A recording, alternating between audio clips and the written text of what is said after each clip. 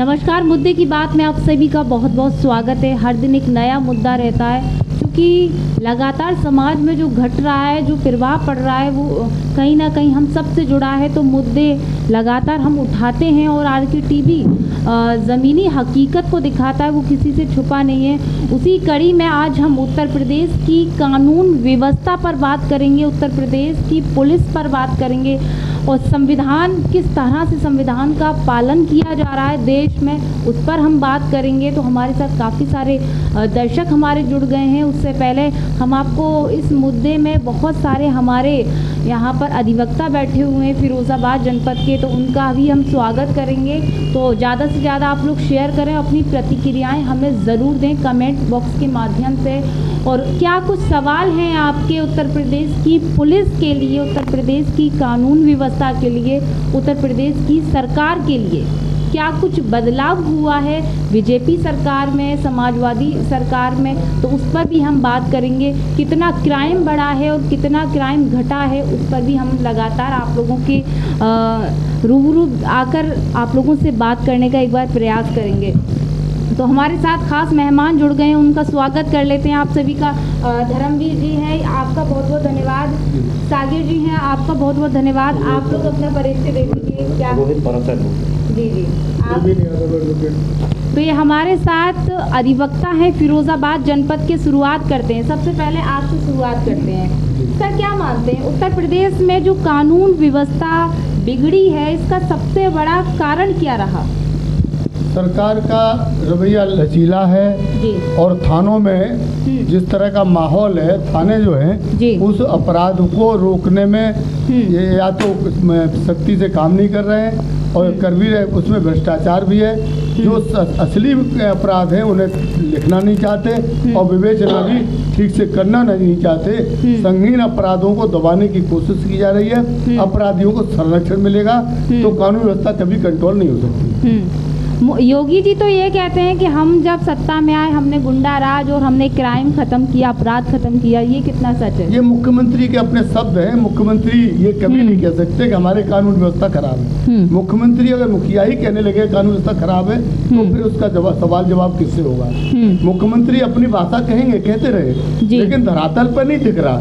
थानों में संगीन अपराध, किसी बालिका के साथ कोई गैंगरेप होता है तो उसे मुकदमा नहीं लिखा जाता, जमानत जो दिया जाता है तो 354 में लिख दिया जाता है। और जब वो पीड़िता धरने में बैठ जाती है तो फिर वह फिर से वही जाता है मामला कि गैंगरेप हो जाता है। ये सब छुपाने के, अपराध को कम करने का संदेश शायद मुख्यमंत्री जी से है, इसलिए अपराधों को दबाने का प्रयास किया जाता है। मैं ये कह सकता हूँ कि बालिकाओं के साथ जो अपराध बढ़ा है उसमें जो जुवेनाइल कोर्ट हैं जो वो बढ़ी है, में संख्या बढ़ी है। और जो इनका जो 500 का है जिसमें नाबालिग बच्चियों का यौन शोषण होता है, उसमें एक कोर्ट की 4 हो गई हैं। फैमिली कोर्ट में भी एक कोर्ट की 3 हो गई हैं।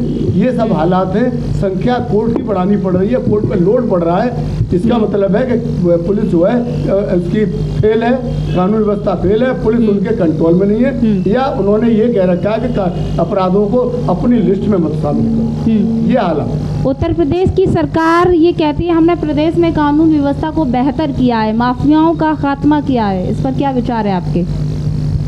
देखिए, सबसे पहले मैं ये कहना चाहता हूँ कि उत्तर प्रदेश सरकार ने जिस तरीके से माफियाओं पर अंकुश लगाने का काम किया है, तो माफियाओं पर नहीं किया, ये व्यक्ति विशेष या एक कम्युनिटी के लोगों पर अंकुश लगाने का काम किया है। कौन है वो कम्युनिटी? ये आपके सामने आप जानते हैं उस कम्युनिटी का नाम। वो मुस्लिम कम्युनिटी से आते हैं सारे लोग, क्योंकि उत्तर प्रदेश में सबसे बड़ा माफिया जिसको नाम बताया गया उसका नाम आजम खां था। आजम खां को आज 2 साल से ज़्यादा तकरीबन जेल में डाला हुआ है। और ये आप बता सकते हैं कि आजम खां क्या मुर्गी चुरा सकते हैं, कि आजम खां क्या अंडा चुरा सकते हैं, कि आजम खां क्या बकरी चुरा सकते हैं, आजम खां भैंस चुरा सकते हैं। समाजवादी पार्टी में और भाजपा में क्या अंतर रहा कानून व्यवस्था में? देखिए, अंतर तो दोनों में मैं ये नहीं कह सकता, आप इतना जानते हैं, क्योंकि समाजवादी पार्टी में भी गुंडाराज चलता रहा लेकिन मौजूदा सरकार का जो इस वक्त है, इसमें जनमानस परेशान है, आम जन परेशान है। आप देख सकते हैं कि कानून की व्यवस्था के तौर पे स्वास्थ्य में आप देख लीजिए, स्वास्थ्य में अभी हमारे पास लॉकडाउन हुआ, लॉकडाउन के बाद ये जो स्थिति रही हमारे फैमिली से, जो लोग बच्चे, जो फैमिलीज के बड़े लोग या बच्चे लोग जो चले गए, उनके पास इतना व्यवस्था नहीं थी कि उनको गंगा में दफन करा गया, और एक पानी की बाढ़ आई और उनको डेड बॉडी को आपके सामने, तो ये स्वास्थ्य समाज पूरी फेल हो गया। अभी ऑक्सीजन की कमी आई, आप देख सकते हैं कितने लोग ऑक्सीजन की पीड़ित से लोग बीमार और मरे, ये आपके सामने है रिजल्ट। तो ये आप कैसे कह सकते हैं कि उत्तर प्रदेश सरकार कानून व्यवस्था पर पूरी तरह अंकुश लगाई हुई है? इस बात को तो आपके सामने रिजल्ट है, आप देख सकते हैं। बिल्कुल, उत्तर प्रदेश सरकार में कहीं ना कहीं कानून व्यवस्था की अगर बात की जाए तो महिलाओं की अगर हम बात करें, महिलाओं की स्थिति क्या है? देखिए रीना जी, आपने बहुत अच्छा टॉपिक किया कि महिलाओं की स्थिति क्या है। जिस जगह पे जहाँ जाना चाहिए वहाँ तो कोई पहुँचता ही नहीं है। सही मायने में तो आजकल जो महिलाओं वाली बात आपने कही, महिलाओं को इतना अग्रेसिव कर दिया जाता है, लेकिन उसके भेदभाव पर कोई नहीं पहुँचता है। आज वो स्थिति है कि 150 से 200 लोग पर डे सुसाइड करते हैं। कोई भी सुसाइड करने मतलब जहर खा रहा है, कोई ट्रेन के नीचे आ रहा है, कोई मेट्रो के नीचे आ रहा है, कोई बस के नीचे आ रहा है, कोई छत से गिर रहा है। लेकिन इसका कारण क्या रहता है? झूठे केसों में जो महिलाएं जो झूठे केस लगाती हैं, सेक्शन 498 केस है। अब इन केसों में कोई जांच ही नहीं होती है। कम से कम केस सच्चाई पे तो आधार पे तो आए। आपने 498 के केस में फंसा दिया उसको, अब वो पूरा परिवार उसका फंसा रहेगा और झूठे केसों में फंसे रहेंगे, उलझे रहेंगे, और इसमें उसका मानसिक संतुलन बिगड़ता है और आर्थिक स्थिति बिगड़ती है, समाज में उसकी प्रतिष्ठा भी खराब होती है। तो सबसे बड़ी कारण ये भी मैं कहूँगा कि महिलाओं की जो भेदभाव वाली बात है कि महिलाओं के लिए जो कानून बना दिए गए हैं उन पर भी रोक लगाई जाए, उनको तरीके से लगाया जाए। अगर 498 का केस या महिलाओं के प्रति जो केस है उनकी एकदम लीगल जाँच की जाए। बेटियों की सुरक्षा की बात करती है, बिल्कुल आएंगे धर्म जी, आपके पास भी आएंगे। सरकार बेटियों की सुरक्षा की बात करती है, लेकिन अगर हम बात करें उठाकर देखें बलात्कार की घटनाएं तो लगातार बढ़ी हैं। इस पर आपका क्या नज़रिया है?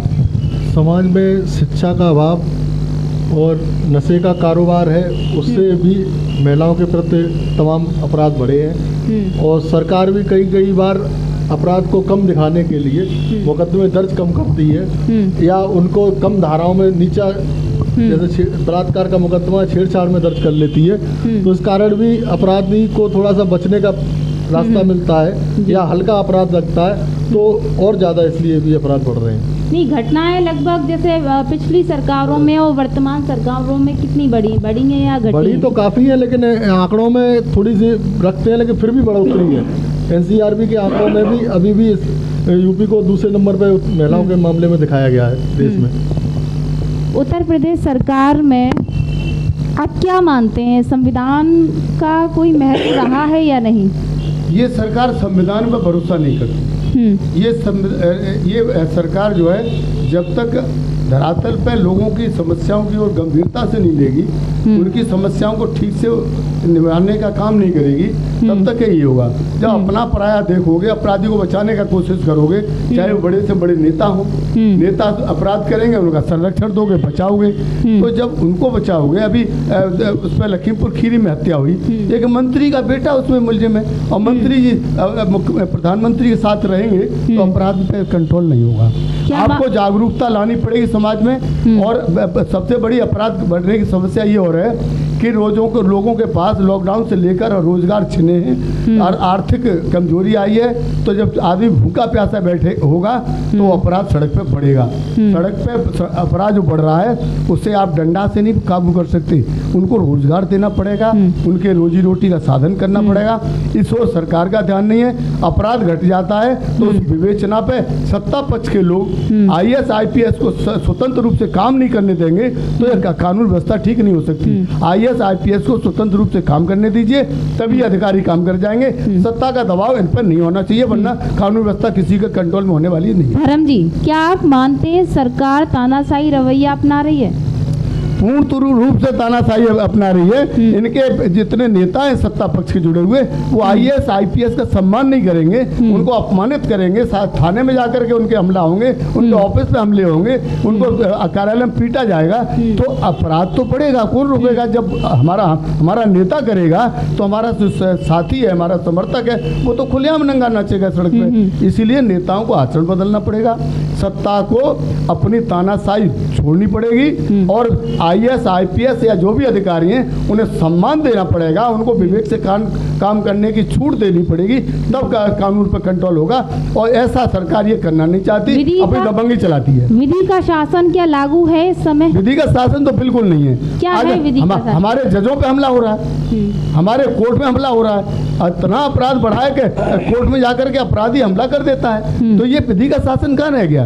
भरोसा नहीं है लोगों को कानून व्यवस्था पे, सीधे कानून अपने हाथ में ले रहे हैं, चाहे वो नेता ले रहे हो, चाहे वो अपराधी ले रहे हो। ये जब तक नेताओं पे अंकुश नहीं होगा अपराध पे, जब तक सत्ता पक्ष के लोगों पे अंकुश नहीं होगा, तब तक ये कानून व्यवस्था सुधरने का नाम नहीं लेगी। धर्म जी, क्या मानते हैं उत्तर प्रदेश सरकार में, यानी यूपी की अगर हम बात करें तो यूपी में हिरासत में मौतें हैं, आखिर कभी किसी थाने में, कभी किसी थाने में, लगातार ये घटनाएं आ रही हैं। पुलिस विभाग क्या न्यायपालिका से ऊपर है? पुलिस विभाग न्यायपालिका से ऊपर है, क्योंकि अभी आपने आगरा में देखा है कि दलित की वाल्मीकि की उसके जांच के नाम पे, शक के नाम पे लाए और उसको इतना पीटा कि डेथ हो गई। ऐसी घटना हम ईश्वर का हम पर रही कृपा कि हमारे फिरोजाबाद में वो घटना होते होते बची है।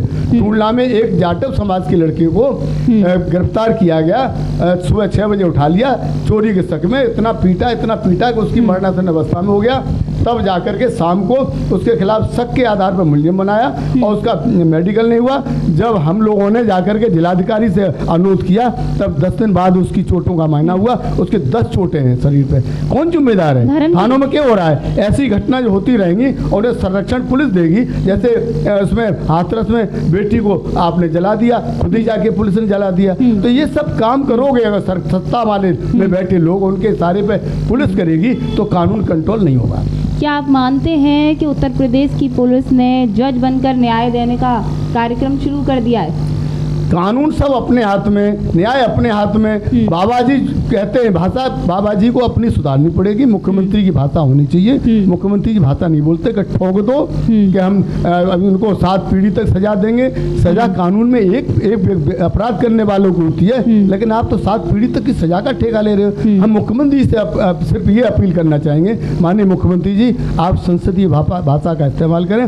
मुख्यमंत्री की कुर्सी पर जो भाषा बोलनी चाहिए उस तक सीमित रहें। आप कुर्सी पे संवैधानिक शपथ लिए, संविधान के अनुसार चले।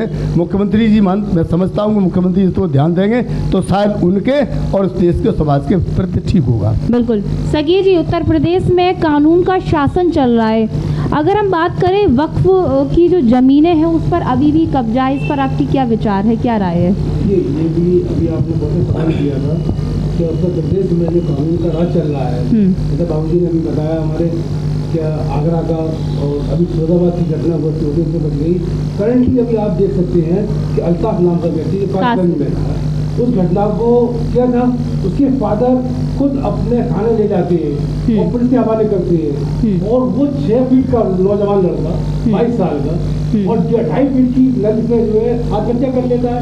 ऐसा हमारा जो पुलिस प्रशासन अपने उसमें इंटरव्यू दे रहा है मीडिया के सामने। तो ये आप खुद समझ सकते हैं इस बात को कि कानून का शासन चल रहा है इस देश में या किसी पुलिस का चल रहा है। आप देख सकते हैं अगर कोई व्यक्ति अपराधी है तो उसको सजा कोर्ट देगा, नहीं पुलिस। क्योंकि विकास कारण जब हुआ था, गाड़ी पलट गई, ये कार्य पुलिस का था। पुलिस ये कार्य कानून का है, कानून सजा देगा। संविधान के मुताबिक जो सजा मुतय्यन की गई है उस सजा को दिया जाएगा, न कि कोई व्यक्ति देगा। तो ये अपराध में कुछ नहीं हो सकता, इसमें अपराध का बढ़ावा होगा। दूसरा सवाल आपने पूछा वक्फ की जमीनों के लिए। वक्फ की जमीनें आप देख सकते हैं कि उत्तर प्रदेश में बहुत सारी जमीनें पड़ी हुई हैं। अभी लेटेस्ट में फिरोजाबाद में एक वक्फ की जमीन है कब्रिस्तान कोटला, जिसमें जो नगर निगम ने वहाँ टंकी का ओवरहेड टंकी का निर्माण कराया है। और वो ज़मीन 1932 के डॉक्यूमेंट्स में और यहाँ नगर पालिका के रजिस्टर में इंदराज है। आप पुराने जितने दस्तावेज दिखेंगे उसके बावजूद भी जी फिर जिला प्रशासन ने हर धर्मी से उस जमीन पर टंकी का निर्माण कराया और ऐसी बहुत सारी जमीनों में निर्माण कराने का काम किया, कब्जे किए और बिकवाने का काम किए। ये आपके सामने अक्सर हम देखते हैं महिलाएं थानों में अपनी रिपोर्ट लिखाने जाती हैं। हमने कई महिलाओं से भी पूछा है तो उनको इस तरह से पहले तो पुलिसकर्मी ऐसा देखते हैं जैसे कि पता नहीं कौन है क्या है। उसके बाद उनकी जैसा कि अगर हम केवल फिरोज़ाबाद की बात को उठाएं तो फिरोज़ाबाद के वरिष्ठ पुलिस अधीक्षक का ये कहना है कि मधुर व्यवहार किया जाए। कितना मानते हैं कि ये सच हुआ मधुर व्यवहार? देखिए रीना जी, होता ये है कि महिलाओं के केस की जो आप बात कर रही हैं, कहीं तक अगर फॉल्स केस और ट्रू केस की बात आती है, अगर कोई सच्चाई के आधार पर जाता है तो उनके साथ में अच्छा भेदभाव होता है, मैं मानता हूँ। लेकिन आज के समय में हो ये रहा है कि महिलाओं ने वो ये कर लिया है कि महिलाओं ने इस तरीके से एक बिजनेस बना लिया है, झूठी FIR करा रही हैं, बलात्कार के मुकदमे दर्ज करा रही हैं। तो उसमें क्या होगा? अब आप देखिए अभी फिलहाल मेरा सवाल आपसे ये है कि जब महिलाएं जाती हैं रिपोर्ट्स लिखाने तो पुलिस का रवैया कैसा है उनके तो प्रति? पुलिस का रवैया तो बात यही है ना, ऊपर से लेके नीचे तक सब सरकार में पैसा जा रहा है, उनको पैसा चाहिए, जो पैसा देगा उसकी सुनी जा रही है, पूंजीपतियों की तो सुनी जाती है। योगी जी तो ये कहते हैं कि हम महिला शक्ति अभियान चला रहे हैं, आत्मनिर्भर बना रहे हैं, महिला डेस्क थाने में बना दिए। आपको नहीं लगता कि कहीं ना कहीं महिलाओं पे उत्पीड़न हो रहा है? बिल्कुल नहीं, बिल्कुल उत्पीड़न हो रहा है जी। अभी ये देख लिया, आप 10-90 लगा दिया है, आप लगा दीजिए 10 नंबर। आप अभी जो भी अगर 10-90 पर गाड़ी आएगी तो जो जिसने कंप्लेंट की उसी को उठा के ले जाके थाने में बंद कर दी जाएगी, शाम को उठा के 5,000 रुपए की डिमांड की जाएगी। अब बताइए कोई गरीब आदमी और निर्धन आदमी वो तो डरेगा, उसके साथ में अत्याचार हो रहा है, वो अत्याचार सहलेगा, लेकिन पुलिस को नहीं बुलाएगा। मैं समझता हूं कि अभी स्थिति ये है उत्तर प्रदेश में कि जो एक तरफ तो जो उससे जो उसके साथ में परिस्थिति आ रही है वो उससे ना डरते हुए पुलिस से डरता है जी, पुलिस से डरता है। बिल्कुल। उत्तर प्रदेश में हम देख रहे हैं, खासकर फिरोज़ाबाद की अगर बात की जाए तो लोगों को अवैध में मतलब अवैध निरोध में रखा जाता है। ऐसा क्यों?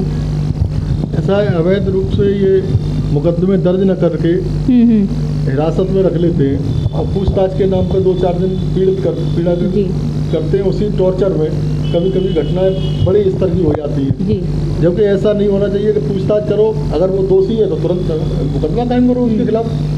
दूसरा ये है कि मैं खुद एक पीड़ित हूँ, एक मुकदमा मैंने लिखाया 1.5 साल पहले।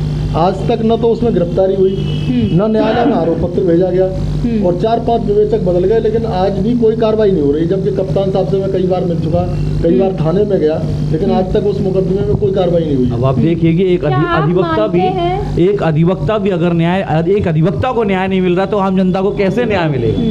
धर्म जी, इस जैसा कि अधिवक्ता जी ने भी हमसे कहा, आप सीनियर हैं, आप इस चीज को किस दृष्टि से देखते हैं? भ्रष्टाचार मुख्य चीज है थानों की। बिना पैसे के थाने में कोई काम नहीं होता। कप्तान साहब के यहाँ कुछ लोग डेस्क रख के बैठे हैं, वहाँ पर जब पीड़ित जाता है तो किस भाषा में वहाँ के जो दरोगा जी बैठे हैं तेवर के साथ बात करते हैं, ऐसा लगता है कि पीड़ित का ही उत्पीड़न हो रहा है। तो जब तक भ्रष्टाचार कंट्रोल नहीं होगा, थानों में लोगों के साथ सम्मान तरीके से बात नहीं होगी, तो उत्पीड़न होता ही रहेगा। सरकार जो है इस पर कंट्रोल नहीं कर रही, बल्कि बढ़ावा दे रही है कि इतना दबाव कुछ रुको कि वो अब भयभीत होकर भाग जाए। अभी परसों की घटना थी, मेहताब नगर में पथराव हुआ, एक महिला घायल हुई, अस्पताल में पड़ी रही, उसका मैंने फोटो देखा बेड पे, लेकिन उसका मेडिकल नहीं करा सके और उसी के परिवार के लोगों को रात को उठा करके चालान कर दिया। 116 में इनकी आज जमानत हुई है।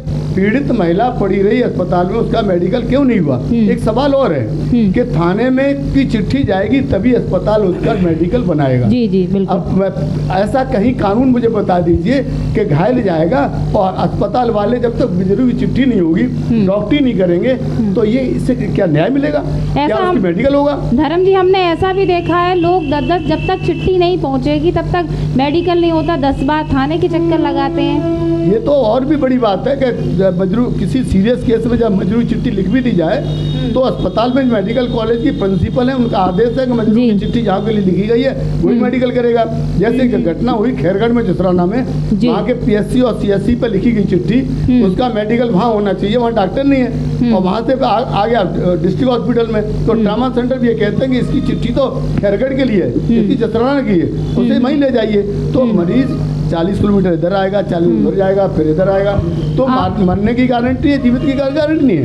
ये धर्म जी, व्यवस्था में कमी है। बिल्कुल आपने सही कहा, व्यवस्था में कहीं ना कहीं कमी है। मेरा सवाल आपसे है कि इससे आम जनता और न्याय मतलब न्याय में आम जनता कैसे भरोसा करेगी? भरोसे लायक सरकार नहीं रही है, जनता का भरोसा टूट चुका है। और अगर सरकार ने समय रहते हुए कंट्रोल नहीं किया तो बहुत ही भयावह स्थिति इस प्रदेश की हो जाएगी, जो कंट्रोल पे बाहर हो जाएगी। फिर कोई भी आए लेकिन वो कंट्रोल नहीं कर पाएगा, क्योंकि भूखा पेट बैठा है आदमी तो बच्चों को पाले, अपने पालने के लिए सड़क पर निकलेगा। आप रोजगार दीजिए, शिक्षा का अभाव है, शिक्षा आपने प्राइवेट कर दी, स्वास्थ्य प्राइवेट कर दिया, तो आदमी जीवित नहीं रहेगा। तो खाने पीने के लिए भी सड़क पर अपराध करेगा। अपराध कंट्रोल करने के लिए आपको रोजगार देना पड़ेगा और उनकी व्यवस्थाएं करनी पड़ेगी और इस पे थानों पर कंट्रोल करना पड़ेगा। IPS अधिकारी, उच्च स्तर के अधिकारियों को बिल्कुल स्वतंत्र करना पड़ेगा। उन्हें सही से काम करने के लिए सत्ता पक्ष का दबाव उन पर हटाना पड़ेगा, तभी कानून व्यवस्था ठीक होगी। हमने देखा है अवैध कब्जों की ज़मीनें होती हैं, ठीक है, बहुत सारे अवैध कब्जों के मामले हमने सुने हैं। उस पर फिरोज़ाबाद ज़िला अधिकारी की अगर बात की जाए या अन्य जिला अधिकारियों की बात की जाए, अभी तो हम फिरोज़ाबाद में बैठे तो जाहिर सी बात है फिरोज़ाबाद की बात करेंगे। आखिर निष्पक्ष और कार्रवाई क्यों नहीं होती है ऐसे मामलों में? ऊपर से सत्ता का दबाव, किस तरह का दबाव जब तक अधिकारियों पर नहीं होगा, चाहे जिलाधिकारियों से पुलिस कप्तान हो, इन पर सत्ता का दबाव नहीं बनाएगी तो ये काम कर सकेंगे। हमारे ब्रिलियंट माइंड के लोग आते हैं इसमें सेवा में, लेकिन उन्हें कोई काम नहीं करने दे रहे हैं, इसीलिए कंट्रोल नहीं हो रहा है, चाहे अपराध हो चाहे जमीनों पर कब्जे हो। देखिए रीना जी, अभी जो आपने सवाल किया उस पर मैं जवाब देता हूँ। अभी कुछ दिन पहले की बात है, थाना उत्तर का मामला है जी। एक विकलांग व्यक्ति था, ये दखल के आसपास की बात है, एक विकलांग व्यक्ति था, उसकी प्रॉपर्टी पर स्वयं थाना उत्तर ने कब्जा दिलाया था दबंग लोगों को पैसे लेकर। अब आप बताइए, पुलिस ही साथ दे रही तो फिर ऐसे निर्दोष लोगों को, गरीब व्यक्तियों को कैसे कहाँ अपनी जमीनों पर खुद छोड़ के जाना पड़ रहा है जी। जब उन इंस्पेक्टर साहब के खिलाफ एक कोर्ट में 56(3) भी डाली गई है, तब उन्होंने जाके माफी मांगी है और उसका जमीन से मुक्त कराया गया है। तो ये तो फिर वही है, पुलिस पूरी नीचे से लेकर ऊपर तक सिस्टम, गरीबों के लिए कोई न्याय व्यवस्था नहीं है, कोई कानून नहीं गरीबों को। कोर्ट के आदेश पर ही मुकदमे नहीं लिखे जाते, कई आदेश हो चुके हैं कोर्ट से, लेकिन थाने में मुकदमा नहीं लिखा जा रहा। कोर्ट के आदेश को भी नहीं मान रहा थाना, तो करेगा क्या? अभी एक मुकदमा लिखा गया, 30 तारीख को ऑर्डर हुआ था नारकी के पूर्व SHO खिलाफ। वो SHO हमारे कोर्ट कैंपस का सुरक्षा कर रहे हैं और उनके खिलाफ मुकदमा आदेश है। आज आपकी 21 तारीख हो गई, 30 तारीख से अभी तक मुकदमा दर्ज नहीं हुआ है। किस पर भरोसा करेंगे? न्यायपालिका के आदेश का पालन अगर थाना नहीं करेगा तो कब बाबा जी बताओ कैसे कानून कंट्रोल होगा? बिल्कुल। समाजवादी पार्टी और बीजेपी के न्याय में क्या व्यवस्थाओं में सुधार आया या कितना अंतर रहा? देखिए, समानता के तौर पर मैं आपको बताऊँ, मौजूदा वक्त की सरकार होती है उसका ही विरोध होता है, और विरोध होने का कारण ये है कि सरकार में अगर हम सरकार की व्यवस्था जो होती है, शिक्षा जी, सुरक्षा, चिकित्सा और रोजगार, अच्छा रोजगार मुहैया कराए जी, पीसफुल स्टेट बनता है।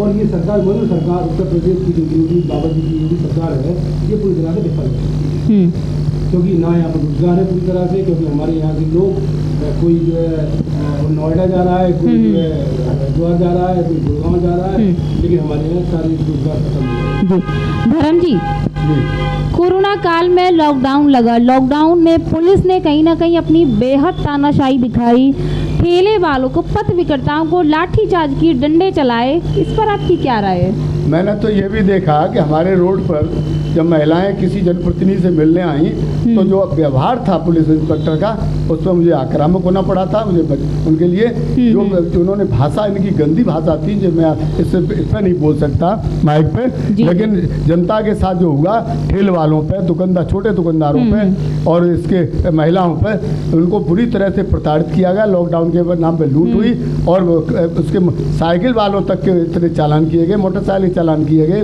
चाहे वो मास्क के नाम पर किए गए हो चाहे किसी को, पूरी तरह से लूटा गया जनता को और उनकी सुरक्षा जनता के अब ये सरकार करने में असफल है। सरकार को आप क्या सुझाव देना चाहेंगे?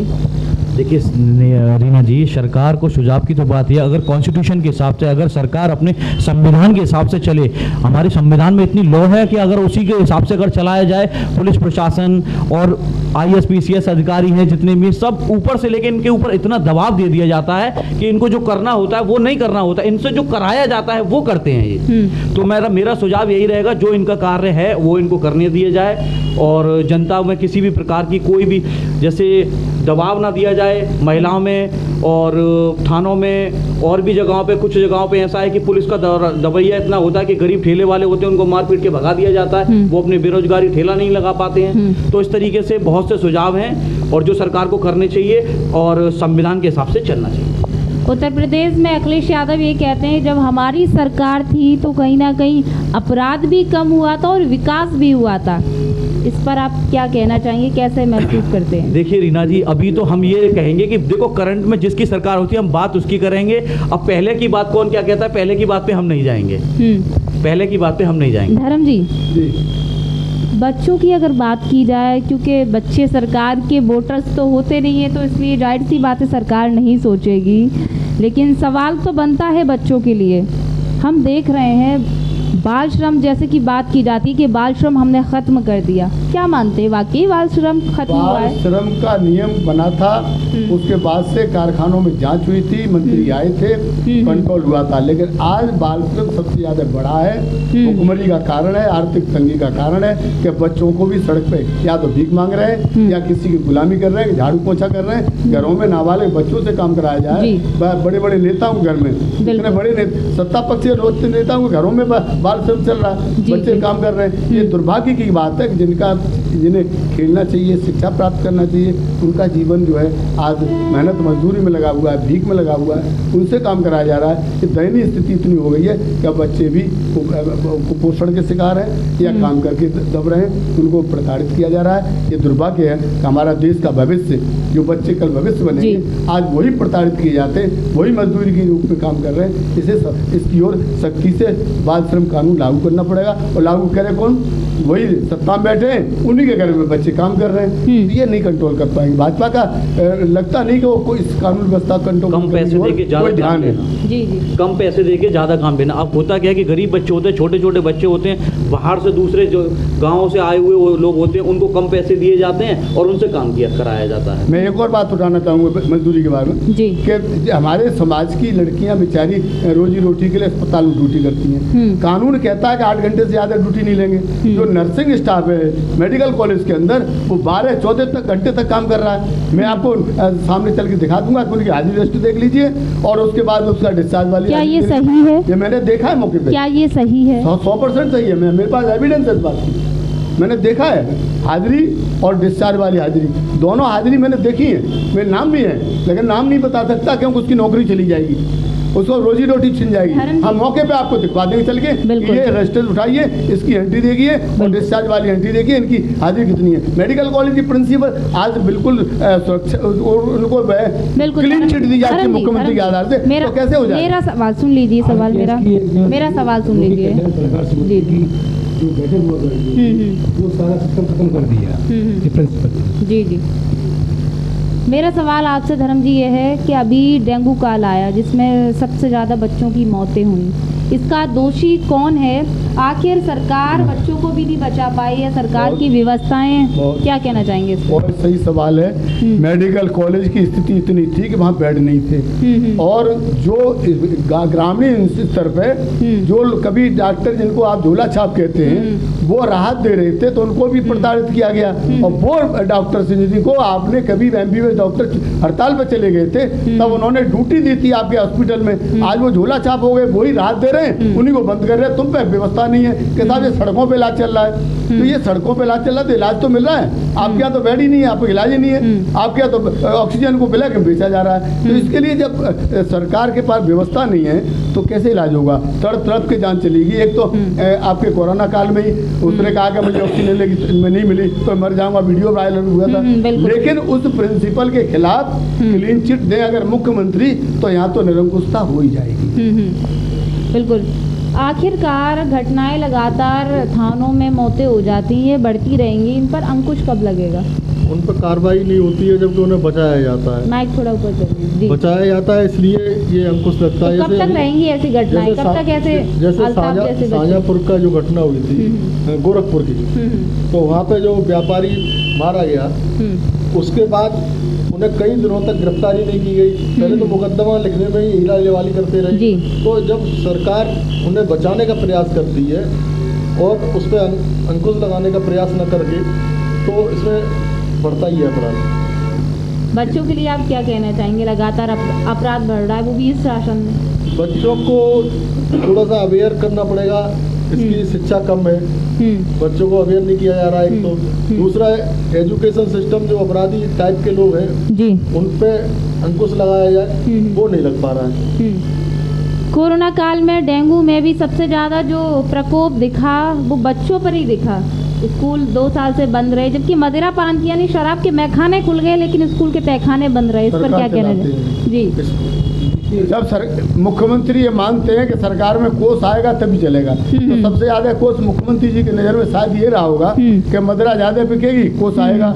मदिरालय बंद थे और शिक्षालय बंद थे, मदिरालय खोले गए थे। और अब तो ये भी स्थिति करती है कि घर तक आपको शराब मिल जाएगी। महिलाओं के लिए भी अलग से डेंगू के लिए स्थिति, तो रीना जी मैं आपको खुद बता दूं कि डेंगू काल में जो इन्होंने स्थिति की थी हॉस्पिटल में, तो पूरा दबंगई हुई थी। आप खुद बता दीजिए, क्या आपको अंदर जाने दिया हॉस्पिटल में? आप बता दीजिए, मेरा सवाल आपसे, क्या आपको अंदर जाने दिया था? नहीं। जिनके पेशेंट थे उनको अंदर नहीं जाने दिया, यहाँ तक कि पुलिस से उनको मारपीट तक कराई गई थी। बहुत सारे मुकदमे ऐसे हुए थे कि बच्चों की बॉडी तक गायब कर दी गई थी, मीडिया को भी अंदर नहीं जाने दिया। तो ये दबंगी है। जब मैं एक बात कहना चाहूँगा कि चाहे मेडिकल कॉलेज हो, चाहे हॉस्पिटल हो, चाहे नगर निगम हो, चाहे विद्युत विभाग हो, जहाँ जनता उनकी कमियां निकालती है, तो उन्हें पीटने के लिए आपने जो ब्लैक किट कमांडो के रूप में गुंडे पाल रखे हैं। ये पहले नहीं होता था, अब क्यों हो रहा है? इसका मतलब तुम अपने को छुपाना चाहते हो, तुम्हारे खिलाफ आवाज। तो क्या आप मेडिकल कॉलेज निकालता? मेरा वही तो सवाल है आपसे, पहले की कानून व्यवस्था और अब की कानून व्यवस्था में क्या कुछ अंतर है? थोड़ा मेरा सुझाव है मुख्यमंत्री जी से, हे मुख्यमंत्री जी अब रहम करो और हमारे जो संस्था है, हमारे जो कानून को लागू करने की क्षमता रखते हैं, वो IAS IPS को आप बिल्कुल दबाव से हटा दीजिए, मुक्त कर दीजिए। उन्हें भाजपा के कार्यकर्ता के रूप में काम मत लीजिए, और जब तक वो उनको स्वतंत्र नहीं करेंगे तब तक कानून व्यवस्था कंट्रोल नहीं हो सकती। क्या योगी शासन में कहीं ना कहीं अगर हम कहें कि अपराधी वह में है, इस पर आपकी क्या विचार है? वह में नहीं, बिल्कुल नहीं है जी। मैं आपको बता दूं, घरों में जाके लूट हो रही है। अभी आपके पड़ोस की बात है, मैं बता रहा हूं आपको, ये तुम्हारे विभव नगर गोमती नगर की घटना है। एक पेशेंट था जो ब्लैक फंगस का पेशेंट था, और वो दिल्ली में अपना इलाज कराने के लिए गए थे। उनके घर में लूट हुई है, और लूट भी बड़े कायदे से हुई है। ऐसा नहीं हुआ है कि 1 घंटे में या 10 घंटे में, पूरी रात लूट की है उन्होंने। घर में बैठ के अपने खाना पीना खाया है, दारू भी पी है, और लूट करने के बाद में जब उनके भाई ने जाकर रिपोर्ट लिखाई है, अब वो अपना, पुलिस ने उनको गिरफ्तार तो कर लिया है, लेकिन 12 लाख रुपए की लूट हुई है, पुलिस ने मात्र 4 लाख रुपए दिखाया है, जबकि मुलजिम सारे पकड़ लिए गए हैं। और जो भी सोने का चोरी हुई है, उनकी टीवियां चोरी हुई हैं, उनके वो भी सामान सारा कम है। अब वो, मैं बता दूं शकीर भाई आपको, अब समस्या ये है कि उनके यहाँ चोरी होती है, पुलिस ने अपना गुडवर्क भी दिखा दिया, जो चोरी का माल था वो बरामद भी कर दिया, जिसमें से उसने कितना खाया वो बात की बात है। कम से 8 लाख रुपए खा लिया। 4 लाख रुपए है, अब उसको लेने के लिए भी वो बेचारा कोर्ट कानून के चक्कर काट रहे हैं। वो मामला मेरे पास ही था, मैंने 15 से 20 दिन में CGM साहब के यहाँ था, वो मामला रिलीज कराया था। अब उसके बाद में रिलीज कराने के बाद में जब इन केसेसों में आप देखिए, जब चोर वाले मामले आते हैं, इन केसों में पुलिस ने चार्जशीट भी 1 मिनट में लगा दी, और चार्जशीट लगा के उसी पेशेंट को, जो ब्लैक फंगस का पेशेंट है, उसको गवाह के रूप में दोबारा कोर्ट में भी बुला लिया गया। अब वो बेचारा ये कह रहा भाई मुझे केस नहीं लड़ना है। अब उससे CGM साहब कहते हैं आपने जो माल बरामद कराया था उस माल को कोर्ट में लेके आइए। उसने अपने 12 लाख रुपए खो दिए, जिसमें से 4 लाख रुपए उसको प्राप्त हुए। अब 4 लाख रुपए उसने कैसे कैसे अपना खर्चा चलाया होगा, अब उससे कह रहे वही 4 लाख रुपए आप कोर्ट में लाके दीजिए। जी, मैं आपको बता दूँ, जैसे बताया भैया ने, गोमती नगर का कोयली रोड पर जुबैर की फैमिली थी, वहाँ चोरी हुई। आपने क्या कंप्लेंट किया जगह पर, उसकी FIR आज तक नहीं लिखी गई। क्यों? ऐसा क्यों? ऐसा इसलिए कि हत्या हो और हत्यारा नहीं पकड़ा जाए 3 साल में और उसमें FIR लगा दो। NRC वाले मैटर में 7 हत्याएं हुई थी, 6 में FIR आई। 6 FIR क्यों आई भाई? आपको मुलजिम क्यों नहीं मिला?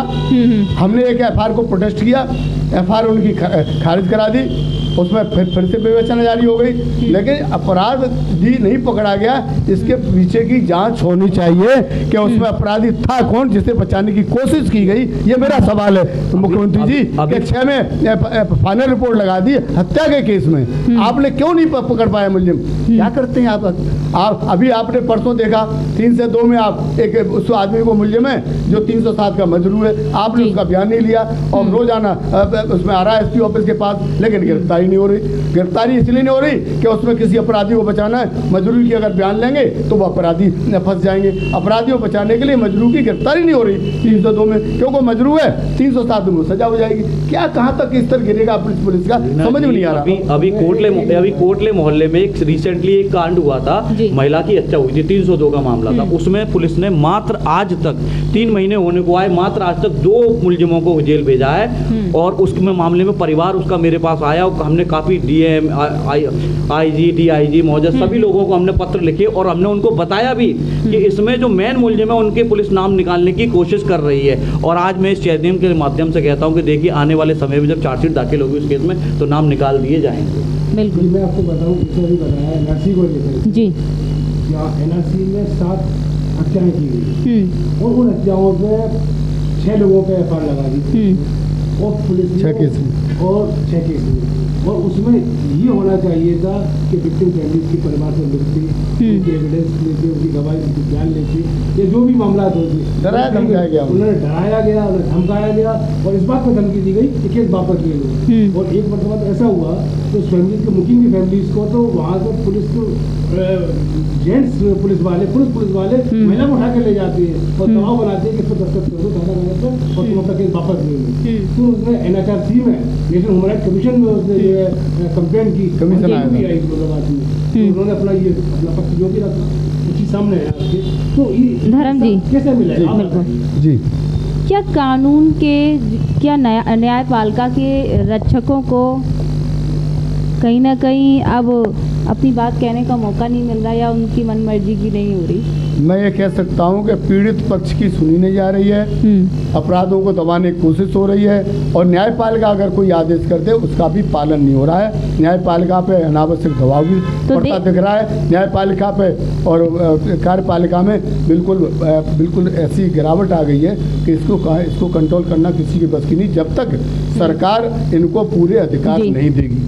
मेरा एक सवाल, अक्सर हम देखते हैं कि लड़कियां जब घर से मतलब भाग जाती हैं तो उनको कहीं से जैसे कि पकड़ा है हमने गुजरात से और पुलिस अपने प्रेस नोट में ये दिखाती है कि हमने जैन मंदिर से पकड़ा है, कि हमने रसूलपुर से पकड़ा है, तो ये क्या मामला रहता है? इसमें पुलिस अपनी गुडवर्क दिखाने के लिए, अपनी बहादुरी दिखाने के लिए हम ये कहें, अगर वो गुजरात से दिखाएंगे तो गुजरात की पुलिस को देना पड़ेगा, वहाँ से जल्दी वारंट लाना पड़ेगा तब आ पाएंगे। और वो उसको कानून को पीछे छोड़ करके अपना गुडवर्क यहाँ दिखा देते हैं, वहाँ दिखाएंगे तो वहाँ के थाने को रिपोर्ट देनी पड़ेगी आपको, इसलिए वहाँ से नहीं दिखाना चाहते। अक्सर ये भी देखा जाता है किसी पिता की बेटी चली जाती है और थाने से पुलिस प्रशासन का ये दबाव रहता है कि सारी व्यवस्थाएं कराई जाएं, गाड़ी की व्यवस्था कराई जाए। पीड़ित पक्ष से कहा जाता है कि आप गाड़ी करके लाइए और हम जाएंगे, जबकि विवेचना में जाते हैं तो विवेचना का सारा खर्चा सरकार में पड़ता है, बिल बनते हैं, लेकिन गाड़ी वो पीड़ित पक्ष ही लेके जाता है, उन्हें खाना पीना भी खिलाता है, उनकी सारी व्यवस्थाएं करनी पड़ती हैं, पीड़ित पक्ष को ही पीड़ित किया जाता है, ये देखने को मिला है सरकार में।